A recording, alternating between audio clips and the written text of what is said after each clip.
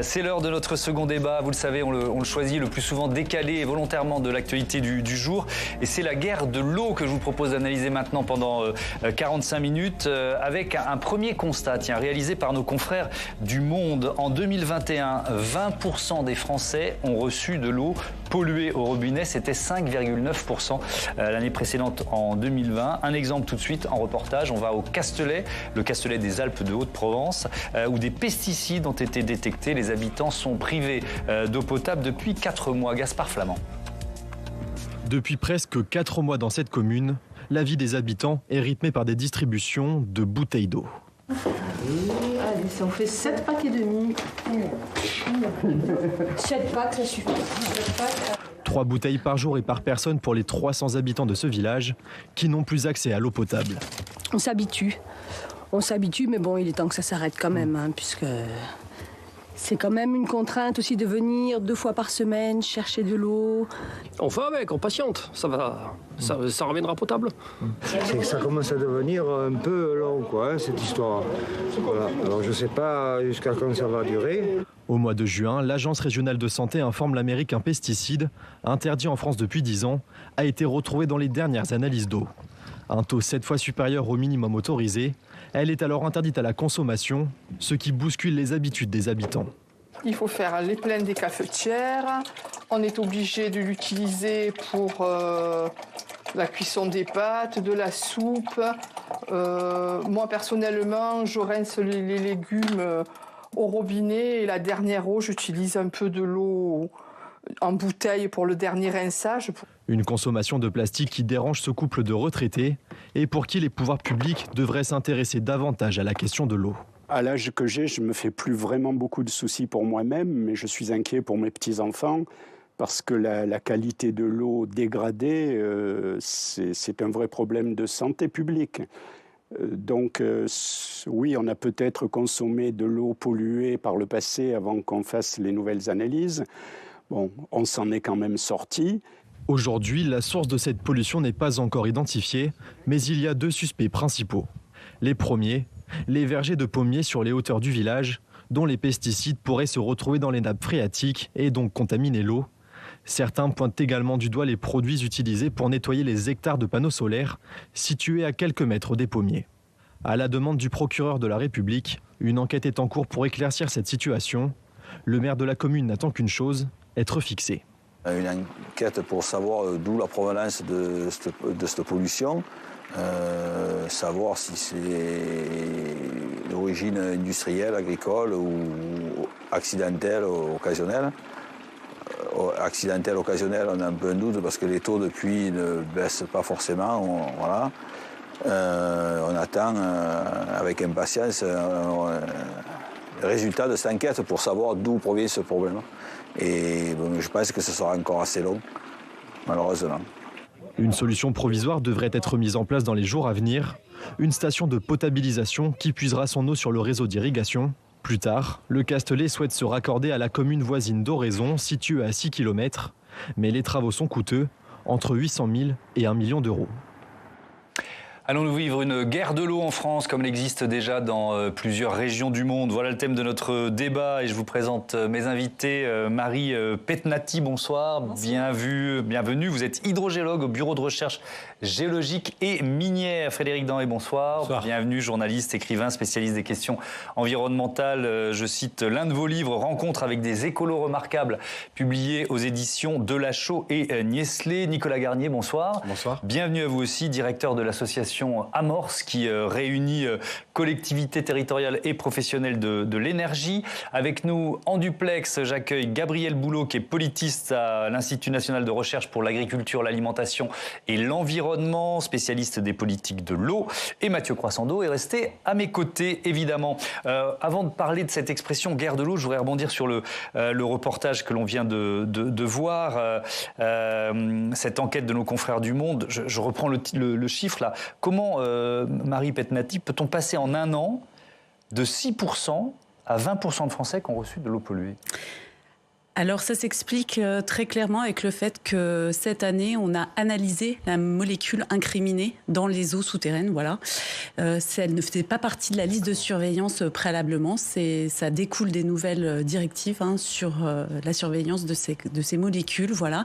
Et donc l'ARS, cette année, a imposé de regarder spécifiquement cette molécule qui a un résidu de pesticides, qui est un métabolite de pesticides, donc qui vient de la dégradation d'une première molécule qui a pu être utilisée des années et des années auparavant. Voilà.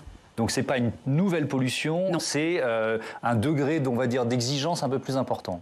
Oui, c'est-à-dire qu'on regarde, un nouveau panel. Enfin, on élargit la liste des molécules d'intérêt pour lesquelles on a des suspicions, d'actions néfastes sur l'environnement et sur la santé. D'une manière plus générale, Frédéric Noyer, d'où vient cette pollution ? C'est quoi ? C'est une sorte d'héritage ? Est-ce qu'on peut dire ça comme ça ? Oui, c'est ça. Alors, il y a une pollution immédiate qu'on connaît qui arrive directement dans l'eau. C'est l'agriculture, c'est l'industrie, c'est nous. C'est nous, c'est souvent transmis par nos urines qui, 65% des molécules problématiques pour les stations d'épuration, celles qui exigent de la part des stations d'épuration beaucoup de travail, beaucoup d'énergie, beaucoup d'argent, se trouvent dans 1% du volume qu'elles ont à traiter. C'est nos urines et on retrouve des molécules pharmaceutiques, des molécules cosmétiques, on retrouve tout ça. Et puis effectivement, c'est un héritage parce que quand bien même on aurait fait en sorte de ne plus polluer les eaux, il en reste de ces pollutions qui sont absorbées, fixées légèrement sur le sédiment au fond des rivières. Et puis il y en a qui se sont mises dans les nappes phréatiques depuis des années. Les nappes phréatiques et les sédiments des rivières sont la mémoire économique et industrielle du pays. On retrouve aujourd'hui dans les nappes phréatiques des molécules qui ont été interdites il y a 50 ans. Moi-même, en fin d'études, quand j'analysais les sédiments du bassin Artois-Picardie, je retrouvais des métaux lourds qui n'auraient jamais dû s'y trouver. Et pourtant, ils y étaient bien planqués. Ils n'attendaient que le passage d'une péniche pour repartir dans l'eau. Donc c'est sans fin, en fait. Il y a à la fois l'eau, il y a les sédiments et encore en dessous, il y a les nappes phréatiques. C'est pour ça qu'il faut traiter tout. Et effectivement, comme vous l'avez dit, plus on cherche, plus on trouve. Et la liste de molécules à étudier augmente et la liste des métabolites de ces molécules augmente. Ce qui va, à un moment ou à un autre, poser un problème, c'est à quel coût on va pouvoir potabiliser l'eau, notamment dans les zones rurales où il y a moins d'argent. Mais est-ce que ça veut dire, Frédéric Noyer, parce que moi, par exemple, j'ai arrêté l'eau en bouteille, etc. Je prends de l'eau du robinet. Alors je vois cette nouvelle, je me dis, qu'est-ce que je fais ? J'imagine qu'il y a pas mal de téléspectateurs qui sont dans mon cas. Est-ce que je continue de prendre l'eau du robinet ? Oui, parce qu'elle est de mieux en mieux contrôlée, c'est ce que vous dites ? Elle est très contrôlée par rapport à d'autres pays. C'est toujours la différence entre le danger et le risque. Le danger porté par ces molécules, il est très important en théorie. Le risque, on a du mal à l'évaluer, d'autant plus que ces molécules, elles sont toutes en synergie.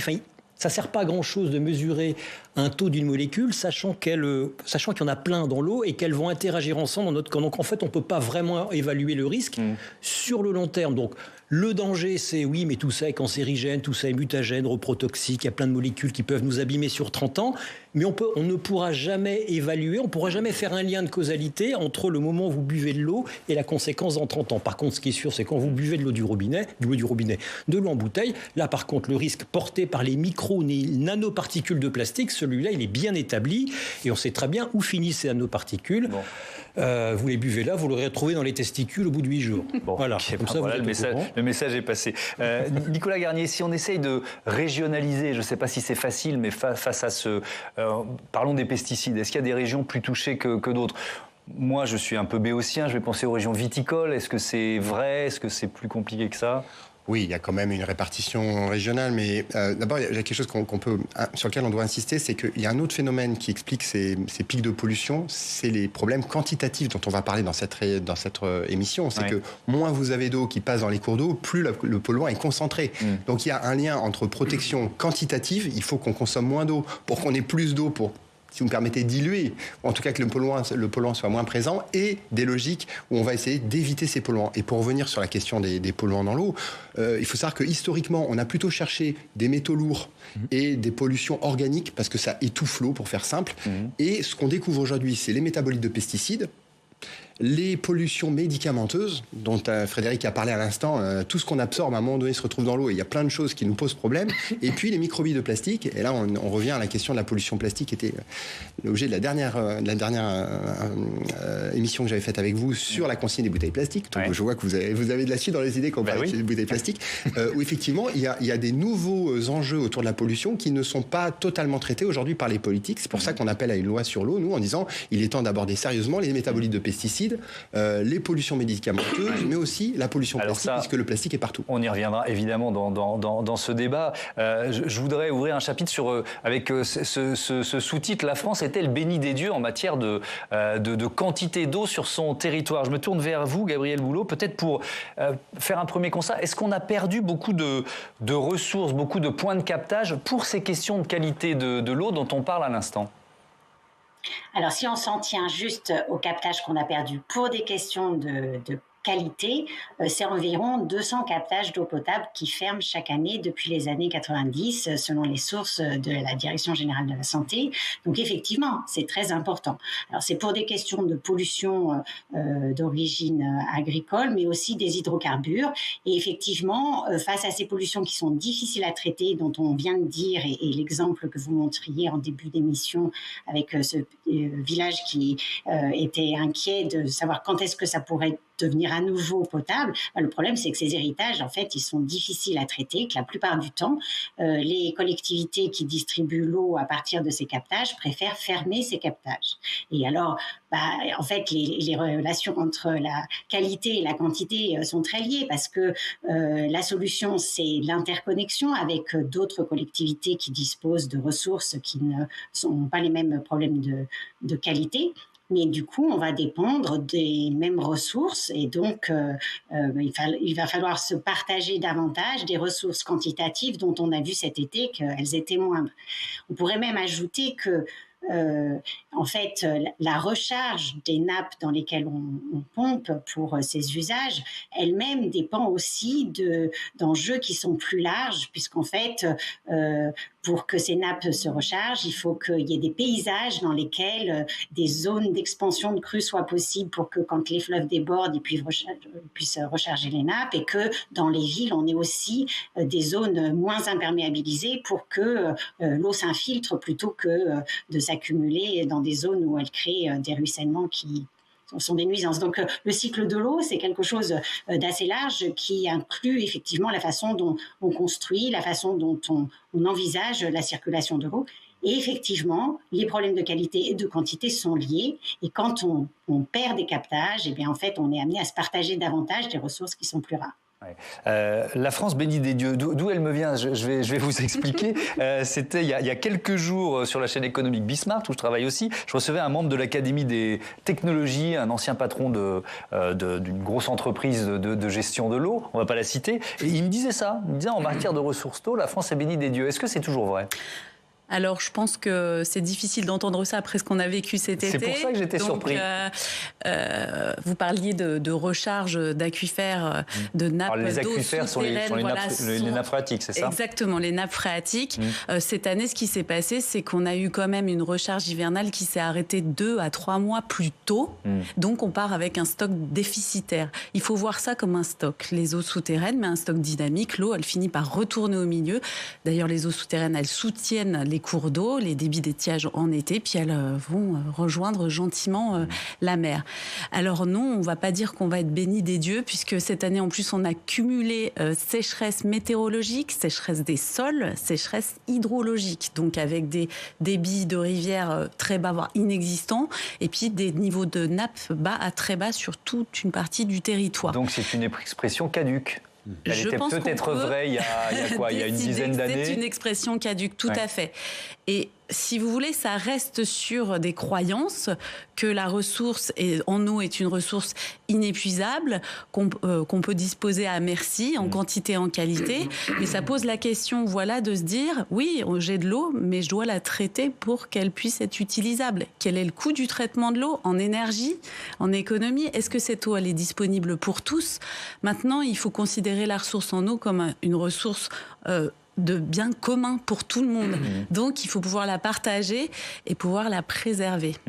Mathieu, l'eau, qu'est-ce que ça représente dans le débat politique français ? Qu'est-ce qu'on peut en dire ? D'abord, des très mauvais souvenirs. Dans les années 80, 90, l'eau et la politique, la distribution de l'eau et la politique ça faisait une des journaux, des articles et des articles, parce qu'on parlait à l'époque de corruption soit généralisée, soit pour évincer les concurrents, soit pour s'approprier telle ou telle commune. Bref, d'abord des très mauvais souvenirs. Et puis, c'est revenu quand même dans le champ du débat politique. Alors, il faut rendre à César ce qui appartient à César pour le coup. C'est Jean-Luc Mélenchon qui est persuadé que l'eau, ce que vous venez de dire, fait partie de ses biens communs. C'est une réflexion qui l'anime depuis quelque temps. C'est un sujet qui mêle tout, à la fois l'aspect humain, l'aspect citoyenneté, l'aspect consommateur, l'aspect entreprise, mais aussi de santé, mais aussi de géopolitique. Bref, c'est un vrai sujet politique au sens noble du terme.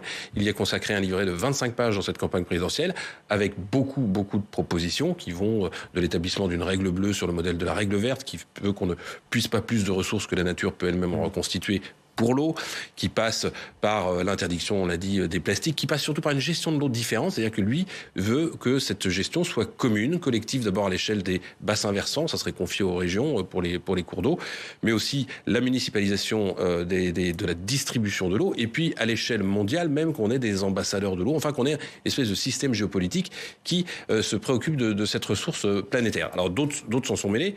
Yannick Jadot, lui, parce que les écolos s'étaient fait un peu distancer sur cette question de l'eau, ils étaient plus sur l'air, ils étaient plus nucléaires, mais alors, beaucoup d'écologistes qui vont m'entendre, qui vont crier parce qu'ils travaillent sur l'eau depuis longtemps, mais ce débat sur l'eau, il a été mis sur la table, il faut le reconnaître, par Jean-Luc Mélenchon. Et aujourd'hui, on le voit émerger dans le champ politique, les questions de tarification sociale de l'eau. C'est-à-dire comment, à partir du moment où ça devient un bien qui va coûter de plus en plus cher, car de plus en plus rare, est-ce qu'on fait les premiers mètres cubes gratuits ou est-ce qu'on différencie les tarifs de l'eau en fonction que vous êtes simple consommateur dans votre résidence secondaire, une entreprise, une administration, bref, est-ce qu'on fait différemment? Et puis surtout, un système de taxes aussi. Jean-Luc Mélenchon proposait par exemple de taxer les eaux minérales en disant ils sont responsables, ils puisent beaucoup plus qu'ils ne devraient, en plus ils polluent avec le plastique, donc c'est à eux de financer la transition aquatique, si j'ose dire. Alors ça ouvre la question de la politique de l'eau. Vous l'avez un petit peu évoqué tout à l'heure, Nicolas Garnier. La dernière grande loi, en l'occurrence, une loi sur l'eau, ça date de quand? Alors la vraie grande loi, elle date de 1992, donc c'est pas hier. Elle a été révisée en 2006. Mais elle a 16 ans. Alors, je vous donne une petite anecdote, mais j'étais expert à la Convention citoyenne. On n'a jamais parlé d'eau à la Convention citoyenne, ou presque. C'est-à-dire que les questions qu'on nous posait, c'était l'énergie, les déchets, la rénovation énergétique, le changement de voiture, etc. Ça montre que dans la population, le sujet de l'eau, même si de temps en temps il y a un spot qui est fait, c'est pas encore un objet sociétal vraiment. Ensuite, parce que la France bénit des dieux pendant des décennies, donc c'est pas un souci. Tout à l'heure, j'ai failli réagir en disant quand on a 90% des départements qui sont en arrêté sécheresse, vous êtes bénis des diables. Là. Non, mais je suis d'accord. Aujourd'hui, mais pendant, on est nourri de cette impression que c'est une ressource inépuisable et pas chère. Ouais, mais voilà. Mais donc d'une part, on a une société à supposer que les 150 étaient représentatifs. On va pas faire un débat là-dessus, mais ça, c'était pas un sujet central alors qu'ils avaient open bar sur les questions d'une certaine manière. Ensuite, si on prend la séquence de cet été, on vit une crise énergétique. Une crise climatique, inondation, incendie, et une crise hydrique. Globalement, c'est les deux premiers sujets qui ont fait l'objet de portage politique, avec peut-être l'exception d'un candidat à la présidentielle. Je reconnais, nous aussi, on a posé des questions aux candidats, et très peu on parlait d'eau. Quand on parlait aux candidats, ils nous parlaient d'énergie, ils nous parlaient de déchets, ils nous parlaient de... Et donc on se rend compte que finalement, il manque aujourd'hui probablement un projet sociétal, un projet politique. C'est pour ça qu'on dit, normalement, dans une démocratie, ça s'appelle une loi. C'est un moment où finalement, les représentants du peuple viennent se poser la question, comment on résout deux problèmes, comment on protège quantitativement les masses d'eau, comment on les protège qualitativement. Et effectivement, par exemple, c'est étonnant de voir que les lois dont on a parlé de 92 et de 2006 ne posent pas un objectif comme on en pose un dans le domaine du dérèglement climatique. Vous avez une loi climat qui dit on va réduire de 30% les gaz à effet de serre. Vous avez une loi énergie qui dit on va augmenter à 38% les énergies renouvelables. Vous avez une loi déchets qui dit on recycle 65.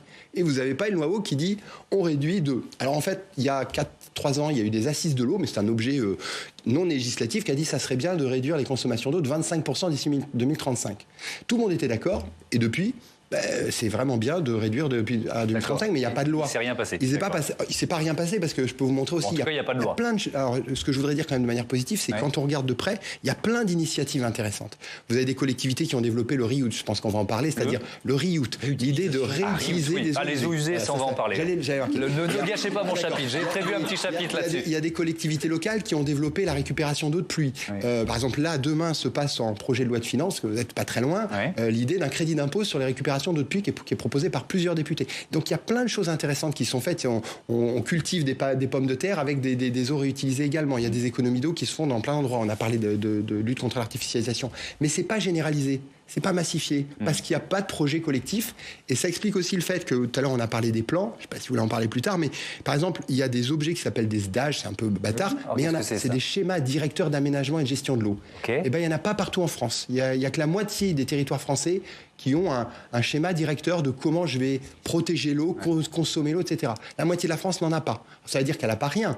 Mais de même, vous avez par exemple des arrêtés préfectoraux, sécheresse, mais c'est du court terme. Ça veut dire demain, vous n'avez plus le droit d'arroser, d'arroser vos voitures, non, d'arroser vos plantes et de laver vos voitures.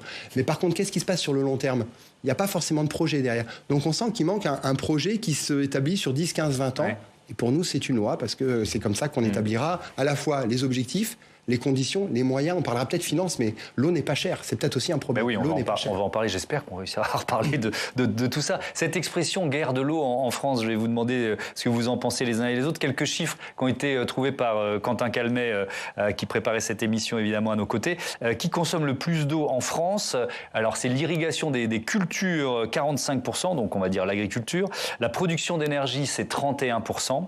Ensuite, on trouve les ménages à 21% et l'industrie à 4%. Frédéric Dendray, est-ce que vous dites qu'on est face à une guerre de l'eau ou est-ce que le terme est trop fort aujourd'hui ? Le terme est un peu fort. Qu'il y ait des conflits, c'est évident. Là, j'en ai un très très beau sur lequel je pourrais m'étendre des heures. Mais on n'a pas le temps sur la Comcom de Chartres. Où il y a un vrai communauté de communes de Chartres. De Chartres, voilà. Où il y a un vrai conflit entre les gros agriculteurs qui prélèvent systématiquement au-dessus de ce que la préfète leur autorise à prélever, y compris cet été, et il y a un vrai conflit avec simplement la régie municipale qui gère l'eau potable. Et m'a dit le président de cette régie municipale, les irrigants s'en foutent, ils font ce qu'ils veulent. Alors, est-ce qu'il y a guerre ? Non. Conflit, oui, mais on a des agences de l'eau, qui est quand même un des rares modèles français qui s'est exporté, qui sont là pour gérer l'eau à l'échelle des bassins versants, à l'échelle des fleuves. Et en dessous, on a les commissions locales de l'eau qui gèrent à l'échelle d'un sous-bassin, c'est-à-dire à l'échelle d'une rivière. Et justement, parce qu'il y a des représentants de tous les usagers de l'eau, ces structures administratives permettent d'éviter les conflits pour répartir l'eau et répartir les budgets en termes d'investissement. Vous citiez les SDAG tout à l'heure, en fait, c'est les SAGE qui ne sont pas à l'échelle de la France. Bon, enfin bref, on ne va pas rentrer dans le détail, mais c'est un système qui fonctionne bien, mais qui pourrait demain ne plus fonctionner. Pourquoi ? Parce que les agences de l'eau ont des problèmes de financement, parce qu'elles sont obligées de financer l'Office français de la biodiversité, et parce que Parlement et Sénat, enfin via Bercy, leur imposent de ne pas dépenser plus qu'une certaine somme, alors même qu'elle pourrait le faire parce que c'est elle qui récupère sur nos factures des redevances. Ces redevances sont assises notamment sur la pollution de l'eau et sur les quantités d'eau consommées. Or, elles ne peuvent pas augmenter ces redevances parce que sinon, ça passe dans le budget général de l'État. Et donc, les agences de l'eau qui financent tout ça, qui financent notamment ces adaptations, se retrouvent face à un mur. Elles n'ont pas le droit de dépenser plus alors qu'elles pourraient récupérer plus sur nos factures. Et puis, elles ont un autre souci, c'est l'ingénierie territoriale, c'est-à-dire aller conseiller les communes pour savoir quoi faire. Comme il n'y a pas d'argent, on n'embauche pas, on licencie et voilà. On peut peut-être préciser juste que depuis le début des années 2000, il y a quand même une remunicipalisation de la gestion de l'eau. Enfin, il y a des communes qui déprivatisent, on va dire ça comme ça. Qui déprivatisent et qui se remettent à gérer en direct. On a besoin d'avoir des financements qui viennent pour la majorité des agences de l'eau. On ne fait rien sans les agences de l'eau. Au passage, on dit privatiser. En fait, ce n'est pas privatiser. Non. C'est-à-dire que c'est un service public local. Simplement, soit vous pouvez le faire en interne, c'est des régies, soit les délégations de service public. Et en fait, ce qui se développe aujourd'hui, c'est un resserrage de boulons aussi des délégations de service public avec des critères beaucoup plus stricts. Donc, on a une reprise en main du service public qui se traduit soit par des régies, soit par des délégations de service public. Je voudrais revenir sur les prélèvements parce que c'est un enjeu majeur. C'est que souvent on focalise sur tel ou tel acteur, l'avenir des consommations d'eau, etc. En fait, quand on regarde, aujourd'hui la France, pour fonctionner, a besoin de 35 milliards de mètres cubes d'eau. Alors on n'est pas tout à fait d'accord avec vos chiffres. Par an. On n'est pas tout d'accord avec vos chiffres. Là, depuis tout à l'heure, on s'est regardé. Vous savez quel est le premier consommateur d'eau de ce pays ? Ce sont les centrales nucléaires. Assez nettement. Près de 15 milliards de mètres cubes, ce sont les centrales nucléaires. Ensuite, vous avez les canaux qui alimentent le canal de Provence, etc.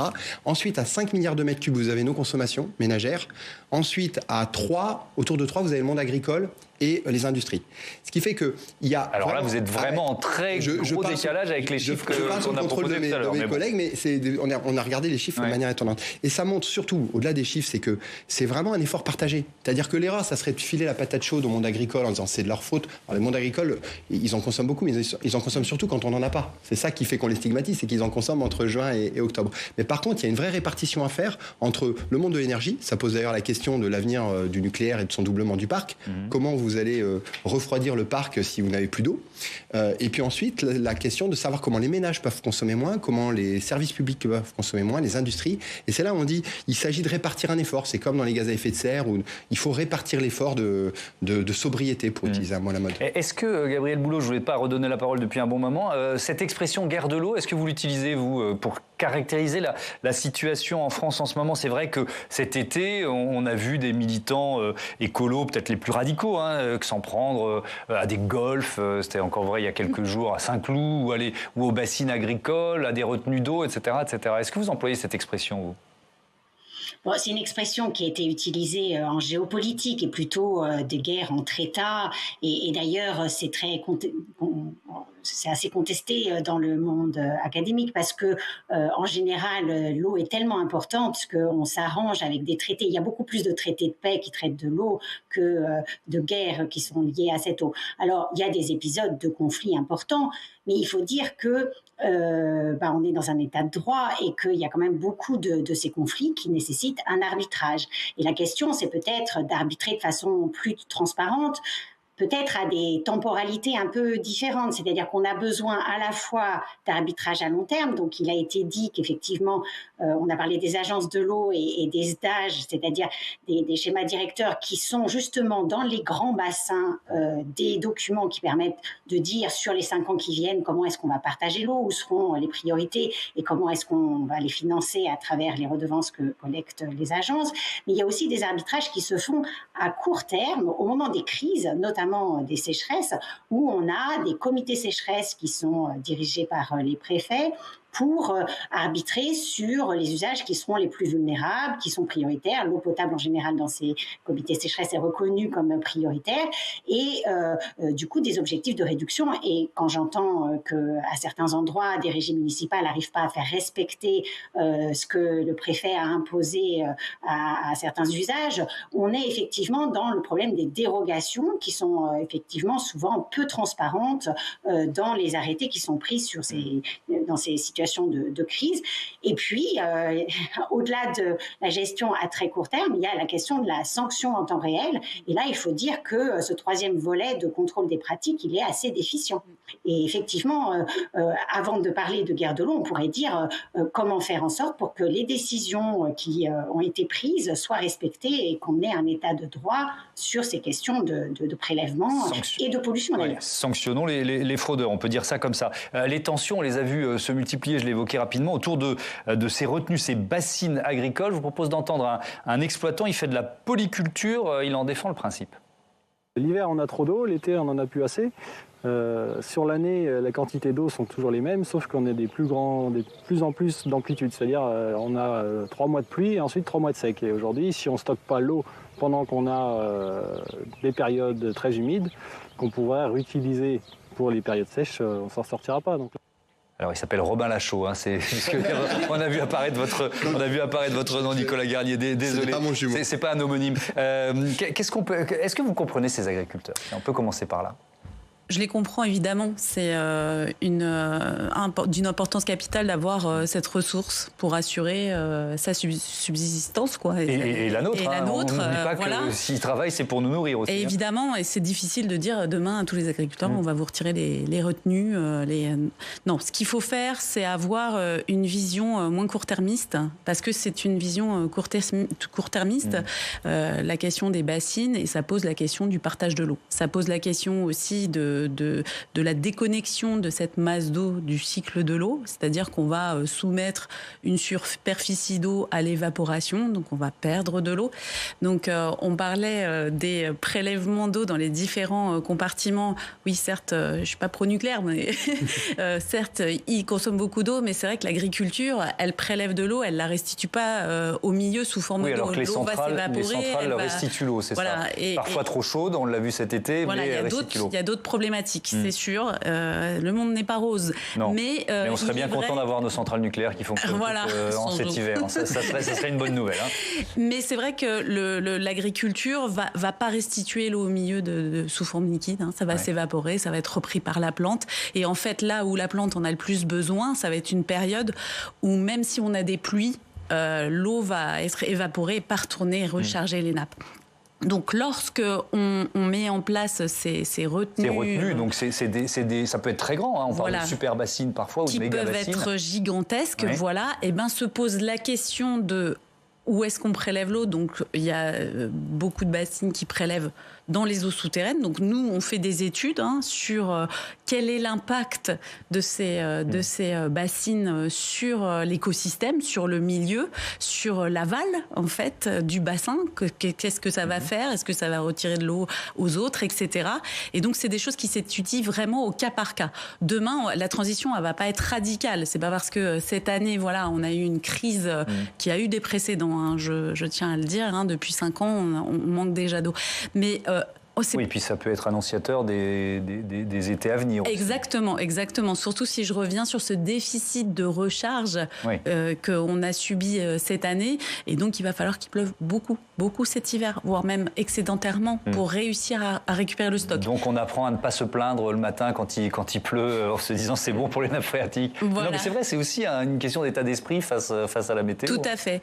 Et ce qu'il est important de garder en tête, c'est la multitude des solutions. Alors, je ne sais pas quand on va en parler, si je peux en parler maintenant. Les eaux si usées. Vous voulez.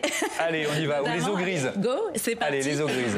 Les retenues, ce qu'il faut savoir, c'est qu'il y a eu, après les assises de l'eau, il y a le ministère de l'Agriculture et le ministère de la Transition écologique qui ont collaboré pour réfléchir autour des solutions. Pour permettre de mobiliser des ressources en eau, et de réfléchir à cette transition agroécologique qui est nécessaire, pour pouvoir partager cette ressource et en consommer beaucoup moins. Parce que le mot d'ordre, c'est la sobriété. La première solution, c'est d'essayer de consommer le moins d'eau possible. Les grandes villes ont réussi à peu près à le faire, alors que la croissance démographique est bien là. Hein. Et là, c'est d'avoir un véritable travail sur les filières agricoles pour pouvoir adapter ces cultures à ce changement de climat qui nous occupe. Et il y a aussi la révision du matériel d'irrigation, d'aller vers des techniques beaucoup plus performantes. Et donc, pardon, parce que j'en viens aux eaux grises, cette irrigation dont on parle, elle est faite à l'eau potable. Ultra majoritairement, oui, non ?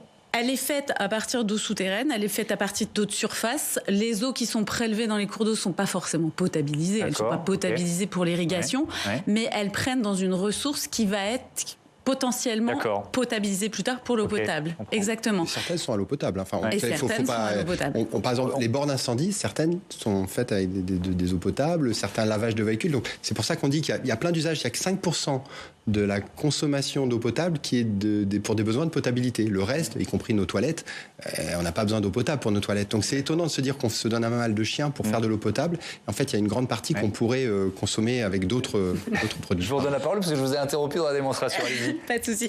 Sur la réutilisation d'eau usée traitée, oui, c'est une solution. Pour différents usages, ce n'est pas que pour l'irrigation, ça peut être pour le nettoyage des voiries, pour des usages industriels. L'industrie en circuit fermé le fait déjà pas mal. Là, il faut accélérer, c'est sûr. Aujourd'hui, ça représente 8 milliards de mètres cubes à peu près qui sont rejetés au milieu en France de nos eaux qui viennent de l'eau potable, qui passent par les stations d'épuration qu'on rejette au milieu. On en réutilise seulement 1%. C'est entre 8 et 10 millions de mètres cubes par an, c'est rien du tout. Donc Donc là, il s'agirait d'avoir un développement de cette réutilisation pour tous les usages. Alors, une réaction sur ce thème-là, c'est la réaction d'un directeur du territoire de l'Aude chez Veolia. Il s'appelle Frédéric Salin. Veolia qui a mis en place dans 6 stations d'épuration françaises une nouvelle technologie justement pour traiter l'eau provenant des égouts et la rendre suffisamment propre pour l'irrigation agricole, le nettoyage urbain, l'arrosage des espaces verts, des stades ou des golfs. On écoute Frédéric Salin. En France, en fait, on utilise moins de 1% d'eau usée traitée, en fait, alors que si on regarde les pays à côté de chez nous, donc notamment l'Espagne, ils sont à peu près à 15%, l'Italie à 8%, parce que voilà, aujourd'hui, il y a vraiment une nécessité, vu les épisodes de sécheresse qui s'accumulent au fil des années, de se projeter dans un futur qui pourrait être proche de ces pays, que ce soit l'Italie ou l'Espagne. Et il y a une vraie nécessité justement d'anticiper ces difficultés futures et de déployer ce type de solutions. Frédéric Danhé, quelles sont les règles en matière d'utilisation de ces eaux usées ou ces eaux grises? Est-ce qu'elles sont trop strictes en fait? C'est une des questions. Elles sont sans doute trop strictes. Vous savez, avant, la bande maraîchère qu'il y avait autour de Paris jusque dans les années 50-60 était ensemencée, fertilisée par les déchets des toilettes des Parisiens. Les terres de Champagne, qui n'étaient juste propres qu'à accueillir des moutons, sont devenues agricoles parce que certes, on les a amendées, mais aussi on leur a destiné beaucoup de boues de stations d'épuration et d'eau usée qui venaient des toilettes des Parisiens. Sachez ça quand vous buvrez du champagne ce soir, Thomas. Donc oui, alors ça a été interdit parce que des gens sont tombés malades, certains sont morts parce que voilà, le produit de nos toilettes, quand on le déverse comme ça, à peine épuré, il y a toujours des gerbes microbiennes, il y a toujours des virus. Mais entre le à peine épuré et les règles d'aujourd'hui, il y a peut-être... Effectivement, on peut arroser la voirie, on peut faire pipi dans autre chose et avec autre chose que de l'eau potable. Après, se pose une question économique. Tout ça, c'est un autre modèle économique. Ça veut dire d'autres réseaux, ça veut dire de nouvelles canalisations. Et puis, c'est de l'eau qui, in fine, c'est pour ça qu'il faut bien mesurer qu'il faut avoir une stratégie globale qui ne retournera pas tout de suite dans les milieux naturels.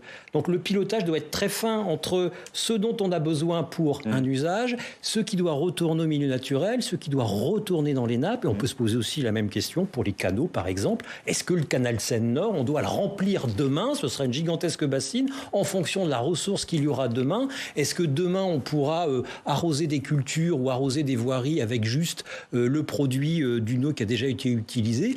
Tout ça, ça se pense à l'échelle d'un territoire, sur des temporalités différentes. Et pour l'instant, on ne le fait pas. C'est chacun dans son silo, chacun son usage. Vous vouliez intervenir? Oui, ça peut retourner au milieu. En fait, il y a des pays qui développent beaucoup ça, c'est-à-dire un traitement adéquat pour stocker l'eau en aquifère, et là, en nappe phréatique. Et la réutiliser après. En Californie, c'est plus de 80... Voilà, le rechargement des nappes, c'est plus de 85% des eaux des alentours de Los Angeles qui sont réinfiltrées dans les nappes pour être réutilisées. Elles servent également à être injectées en milieu littoral afin de combattre l'intrusion saline pour assurer une distribution en eau douce derrière. En fait. Voilà. Est-ce que, Gabriel Boulot, on peut effectivement... comment je peux dire ça? Aider la nature, c'est-à-dire faire en sorte que les nappes phréatiques se ressourcent et se remplissent plus rapidement? Probablement, moi je suis politiste, je ne vais pas vous répondre sur les solutions techniques. C'est vrai que ces solutions techniques, elles apparaissent comme souvent ce qui va permettre de résoudre la question. Et donc, on essaye à plein d'endroits d'essayer de mieux utiliser ce qu'on a. Donc, on a parlé de la réutilisation, à certains endroits de retenir l'eau pour les usages. Mais comme tout ça est dans un cycle, en fait, l'eau qu'on retient dans les retenues, c'est pas qu'elle était perdue, sinon c'est qu'elle allait à l'aval et elle sera plus disponible pour l'aval. Donc, en fait... souvent, le fait de pouvoir avoir une solution, ça a tendance à pas changer le modèle de consommation, alors qu'en fait, on a vraiment besoin de changements importants.